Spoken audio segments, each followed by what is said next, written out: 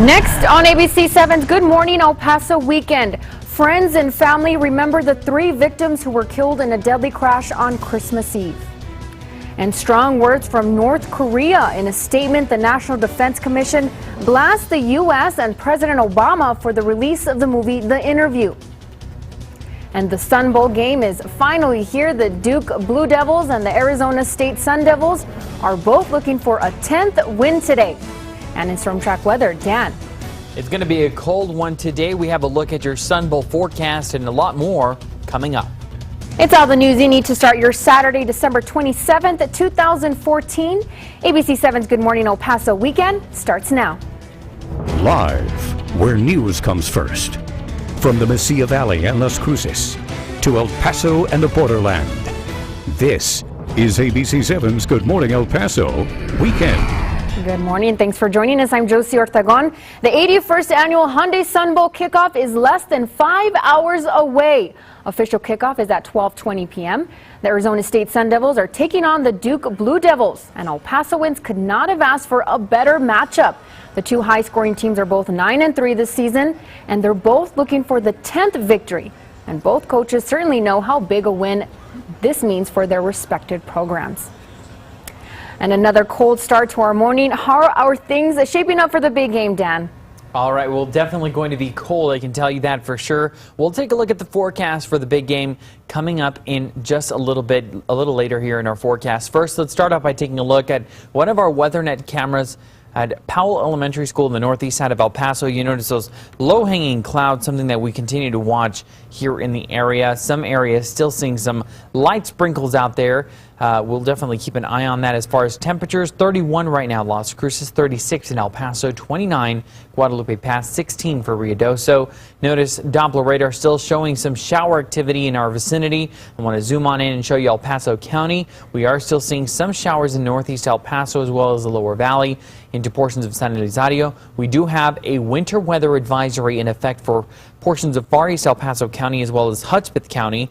And taking you in a little closer to northeast El Paso, you see there around the Loop 375 area in the Spur 601 intersection. That's one of those areas we're watching. Also, Fort Hancock getting another round of rain pushing through around I-10 especially. And then taking you into the west side, we have some light sprinkles being reported there. Still, nonetheless, we're watching things very closely. Here's what you can expect for the rest of the day. Those rain chances fizzling out and temperatures only in the 40s today. So again, definitely want to pack those beanies and those hand warmers today. Josie? Absolutely. Be sure to bundle up today. Thanks, Dan.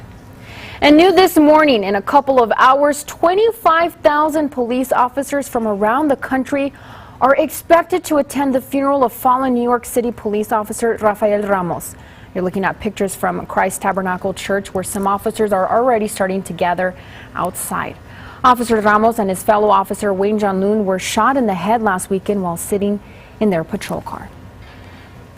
And the holidays are supposed to be a time spent with loved ones, but for an El Paso family, it's being spent in mourning. The one thing we want is just for people to understand how something so little can change so many lives. The stepfather of 2 brothers killed in a car wreck on Christmas Eve is sharing his memories with ABC 7. Josh and Isaiah Deal were killed on that morning along with Josh's girlfriend Shannon Del Rio. The driver who hit the vehicle they were riding in was 24-year-old Joel Garcia. Police say he was drunk at the time of the crash. He's charged with DWI. Now, we spoke with Josh and Isaiah's stepfather about the heartbreaking loss. ABC 7's Jerry Nakira has the story. Look at the kids playing. Right now, it's devastated us. We're in shock, outraged. Ricardo Cisneros raised Joshua and Isaiah since they were kids. With tears in his eyes, he tells me the boys were a huge part of his life, and they had a bond he'll never forget. You know, siblings usually love each other, but they always fight. They don't want to hang around each other. These 2 kids were inseparable. Really? They did everything together. Cisneros says Josh, the oldest, was the quiet brother. They like to dream big. He tells me Josh was the creative one in the family, often creating his own costumes and dared to skydive. I don't know why anybody would want to jump out of a perfectly good airplane, but he did. Josh was also dating Shannon, the young woman who also tragically died in the fiery wreck. She was considered a part of the family. as she grew to be a part of our family, this girl was just amazing. Cisneros says Josh was a respectable, well-mannered son. There are no perfect children, but he was as perfect as you could get. And then there's Isaiah. Josh was the quiet one.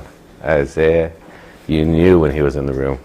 Isaiah was the baseball player, the football player. But like his older brother, Isaiah always wanted to achieve more. He wanted to go out there and make a difference. He wanted to not just live every day. He wanted to do something, save somebody, make a difference in somebody's life. This is a picture of Isaiah enlisting in the Army. He was scheduled to start basic training the first week of January.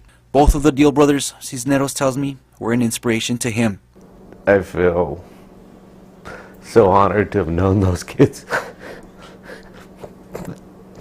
They make me want to be a better person. And the best thing I can do to honor them is to try and be a better person. To live life like they did. To love like they did. And our condolences to the family. A Fort Bliss soldier has been indicted for the death of his 2-year-old daughter. 20-year-old Dartarius Graham is charged with capital murder. Back in September, Graham was arrested along with the girl's mother and his cousin after the girl died at El Paso Children's Hospital. Now, court documents state Graham's cousin, 19-year-old Robert Franklin, told police Graham beat the girl with a belt in her room because she soiled her diapers. He told them he also heard banging against a wall. When Graham came back into the room, he and Franklin allegedly continued to play video games. It wasn't until later they noticed the girl was unresponsive, and that's when they called 911. Both Franklin and Graham's wife, Elizabeth Graham, are accused of failing to report child abuse. Authorities say the mother allegedly knew of past abuse and did nothing to help. Meanwhile, a Socorro man has also been indicted for the death of a child. Arturo Montes Jr. is charged with injury to a child by omission. Authorities say he took his 7-month-old stepson to the hospital because the child wasn't breathing. Montes allegedly told investigators he had left the child in a baby bathtub with the water running. When he came back, he found the infant struggling to breathe underwater. Court documents state Montes waited about an hour before calling 911. The child died at the hospital. Montes is scheduled to go to trial in April.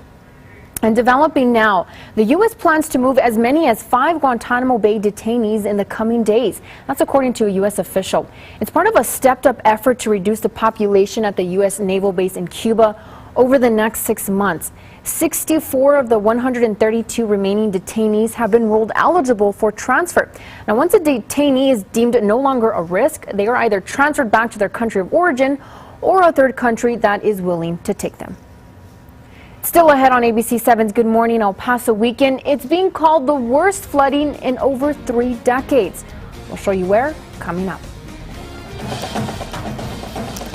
And later, the Sun Bowl teams are battling it out on the field later, but their bands battled it out last night. We'll take you to the fan fiesta party after the break. Time now is 8:08. Let's take a live look outside, courtesy of our TxDOT traffic cams. We have no major incidents to report at this time. Of course, if we do, we'll let you know. Roads are clear at this time. And in storm track weather, Dan, it's a little chilly out. Definitely chilly out, and it's going to stay that way practically through the day. Temperatures only in the 40s. We'll talk about that coming up in your full forecast. You're watching ABC 7, where news comes first. It's Good Morning El Paso Weekend with Josie Ortegon and Storm Track Weather with Dan Martinez.